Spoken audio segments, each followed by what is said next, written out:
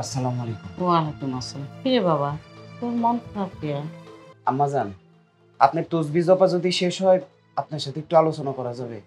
হাম্মা জানার লগে কথা কর লাগে কি অনুমতি কর লাগবো?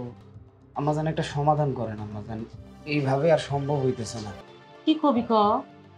আম্মাজান, আপনি খুব বৌমা, মানুষ আমারে নানান কথা শোনায়, আমার খুব লজ্জা লাগে। আমি মসজিদে চাকরি করি আম্মাজান, এখন যদি ওই কারণে আমার চাকরিটাও হারাইতে হয় তাহলে এর থেকে অসম্মানের কিছু আর আমার হবে না আম্মাজান। কি করতাম বউডা লইয়া?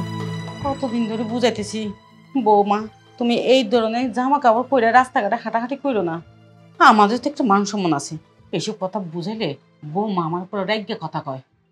কি করব আম্মাজান, হ আপনার সাথে রাগ কইরা কথা কয়? হ বাবা, তোর তো আমি কিছু কই না।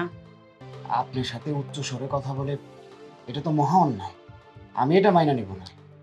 আরে কি কমু, কদিন আগে বাজার যাওয়ার সময় ওই যে হাকিম মাস্টার আছে না, হাকিম মাস্টার আমার দেখি কয় আপনার বউটা চলাফেরা এরকম কা, আপনি শাসন করতে পারেন না। আমার তখন লজ্জায় আমি কি কমু। আম্মাজান, এইভাবে আর সহ্য হইতেছে না।